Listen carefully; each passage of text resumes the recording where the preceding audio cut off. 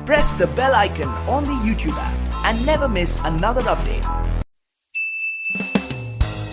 Hello दोस्तों, welcome you all on my channel easy science.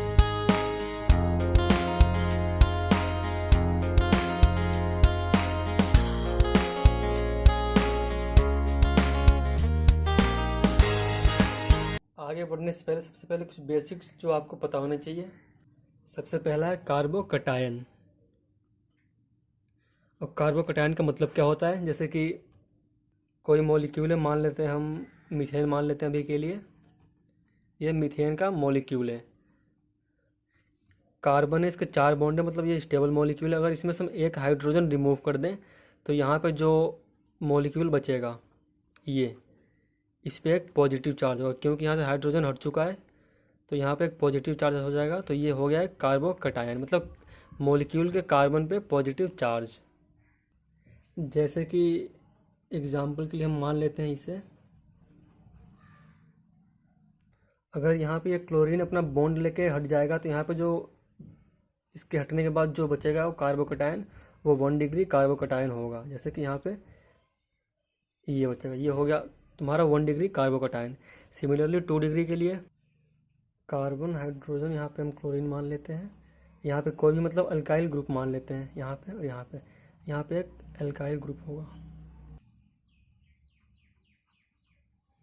तो यहाँ से अगर ये बॉन्ड लेके हट जाएगा तो यहाँ पे जो मतलब रिजल्टेंट बचेगा वो 2 डिग्री कार्बोकटायन होगा।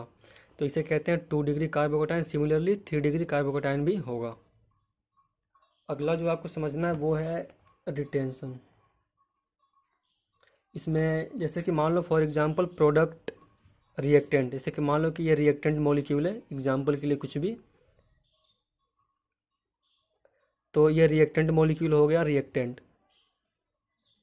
तो जो प्रोडक्ट बनेगा इसमें रिएक्शन कुछ भी हम करवाएंगे एक्स वाई जेड से, तो जो इसमें प्रोडक्ट बनेगा अगर उसका भी अरेंजमेंट कुछ इसी तरीके से हुआ तो उसको हम बोलते हैं रिटेंशन। जैसे कि यहाँ पे फॉर एग्जांपल मान लेते हैं क्लोरीन है, यहाँ पे हाइड्रोजन, यहाँ पे हाइड्रोजन, ये रिएक्टेंट मॉलिक्यूल है। अगर किसी एक्स वाई जेड के साथ रिएक्ट करने के बाद जो इसमें प्रोडक्ट का मॉलिक्यूल बना, अगर वो इसी तरीके से बना, जैसे कि मान लो यहाँ पे कुछ भी इसी तरीके से बना, तो यहाँ पे हो गया रिटेंशन। मतलब जो जो रिएक्टेंट का मॉलिक्यूल था, प्रोडक्ट ने उसी स्ट्रक्चर को रिटेन किया, इसे हम रिटेंशन कहते हैं। और दूसरा है इन्वर्जन। और यहाँ पे होता क्या है, यहाँ पे जैसे मान लो प्रोडक्ट मॉलिक्यूल सेम मान लेते हैं अभी के लिए, ये मान लो रिएक्टेंट मॉलिक्यूल है, इसने किसी के साथ रिएक्ट किया, एक्स वाई जेड किसी के साथ भी, अगर प्रोडक्ट बना इसमें जो वो कुछ इस तरीके से अगर बना, से मान लो कार्बन, यहाँ पे Br, यहाँ पे आप देख सकते हो इसके रेस्पेक्ट में इसका कॉन्फ़िगरेशन बिल्कुल उल्टा है, तो यहाँ पे हुआ इन्वर्जन।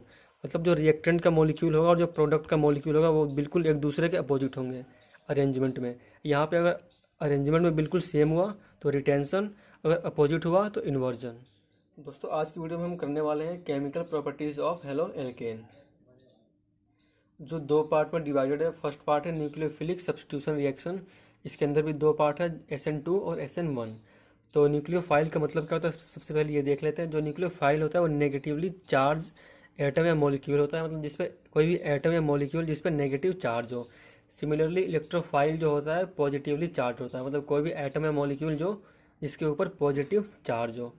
तो फर्स्ट हमें इसमें देखना है न्यूक्लियोफिलिक सब्स्टिट्यूशन रिएक्शन, मतलब वो रिएक्शन जिसको एक न्यूक्लियोफाइल इनिशिएट करे, मतलब reaction which is initiated by a nucleophile. तो न्यूक्लियोफिलिक सब्स्टिट्यूशन रिएक्शन में 2 पार्ट पढ़ने हमें, SN2 रिएक्शन, SN1 रिएक्शन। जो SN2 रिएक्शंस होता है वो substitution of nucleophile in biomolecular reaction, और जो SN1 होता है वो reaction substitution of nucleophile in unimolecular reaction. अभी हम आगे डिटेल में पढ़ेंगे। तो सबसे पहले कुछ पॉइंट SN2 रिएक्शन के बारे में।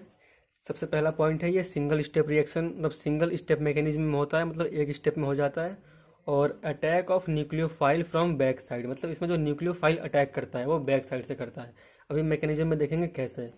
और reactivity decrease with hindrance, reactivity order 1 degree, 2 degree, 3 degree, मतलब SN2 में 1 डिग्री सबसे ज़्यादा रिएक्टिव होता है क्योंकि हिंड्रेंस कम होता है। हिंड्रेंस कम का मतलब जैसे आप यहाँ पे देख सकते हो, यहाँ पे कार्बन है, एक एल्काइल ग्रुप लगा हुआ है, 2 हाइड्रोजन है, और यहाँ पे 2 एल्काइल ग्रुप है। एल्काइल ग्रुप मतलब मेनली होता क्या है, बेसिकली CH आप देख सकते हो ये कितना हिंडर्ड है। तो 1 डिग्री में हिंड्रेंस कम होगा, 2 डिग्री में हिंड्रेंस ज़्यादा होगा, 3 डिग्री में हिंड्रेंस और ज़्यादा होगा क्योंकि यहाँ पे 3 R लगे हुए हैं और यहाँ पे केवल 2 R है और यहाँ पे केवल 1 R है। तो 1 डिग्री में हिंड्रेंस कम, उससे ज़्यादा 2 डिग्री में, सबसे ज़्यादा 3 डिग्री में। तो इसीलिए जो SN2 में जो रिएक्टिविटी ऑर्डर होगा, 3 डिग्री सबसे कम रिएक्टिव होगा SN1 में, SN2 में, और उससे ज़्यादा 2 डिग्री होगा, सबसे ज़्यादा रिएक्टिव 1 डिग्री होता है। और यहाँ पे होता है इन्वर्जन ऑफ कॉन्फ़िगरेशन, मतलब जो भी कॉन्फ़िगरेशन स्टार्टिंग में होगा प्रोडक्ट बनने के बाद उसका बिल्कुल इन्वर्ट, मतलब बिल्कुल उल्टा हमें मिलेगा।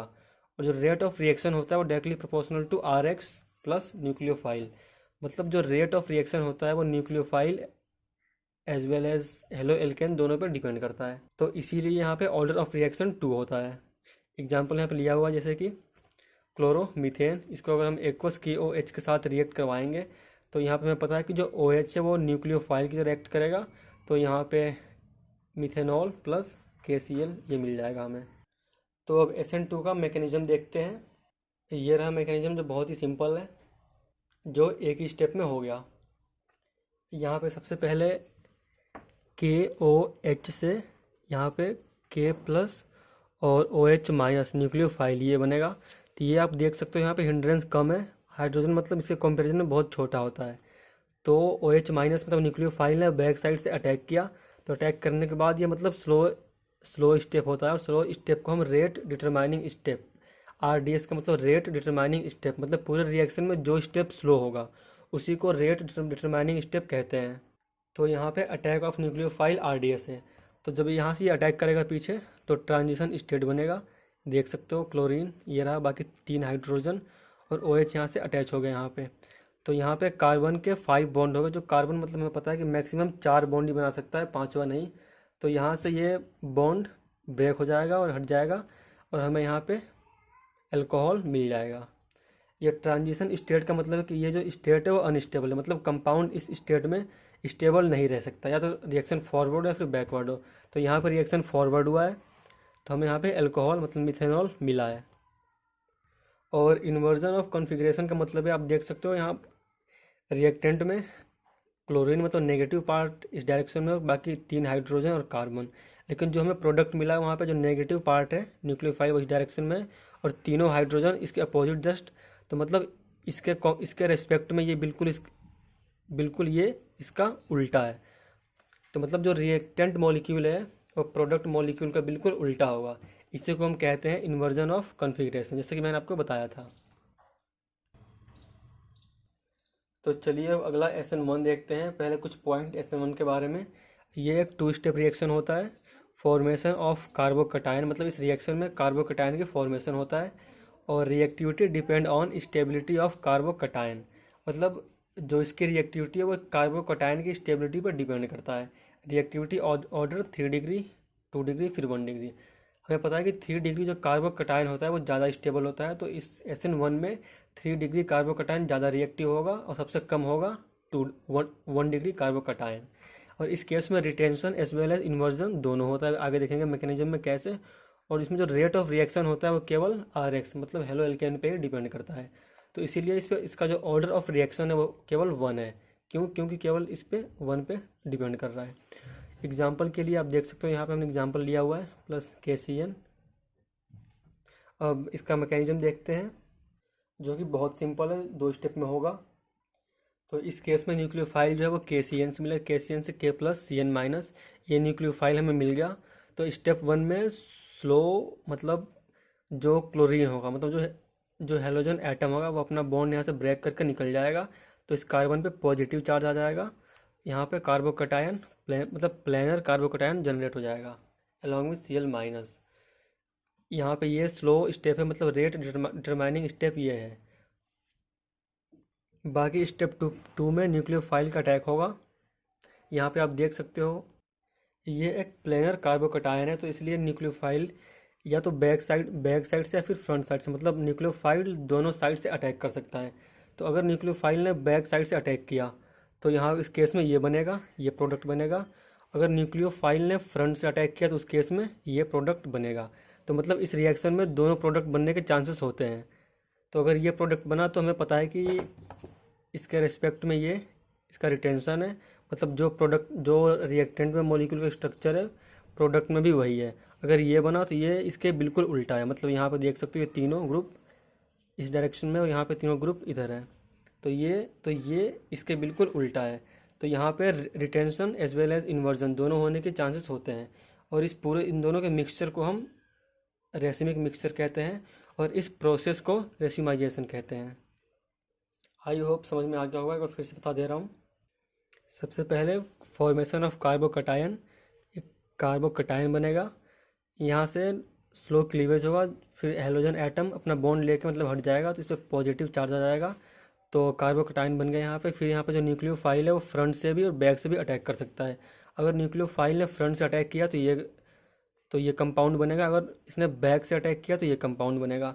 तो यहाँ पे आप देख सकते हो इसके रिस्पेक्ट में ये इसका रिटेंशन है, मतलब जो स्ट्रक्चर इसका है वो स्ट्रक्चर इसका भी है, और ये इसका इन्वर्जन है, मतलब ये प्रोडक्ट मॉलिक्यूल इसके रिस्पेक्ट में बिल्कुल इन्वर्ट है, मतलब उल्टा है। और इसको रिटेंशन और ये इन्वर्जन है। इस प्रोसेस को हम मतलब यहाँ से यहाँ आने तक के प्रोसेस को रेसिमाइजेशन कहते हैं, और रिटेंशन और इन्वर्जन के मिक्सचर को रेसिमिक मिक्सचर कहते हैं। आई होप आपको यहाँ तक समझ में आ गया होगा। अगर फिर भी किसी स्टेप में कोई डाउट रह गया हो तो नीचे कमेंट में पूछ लेना, और दोस्तों अगर आपको वीडियो अच्छा लगा तो please like share and subscribe.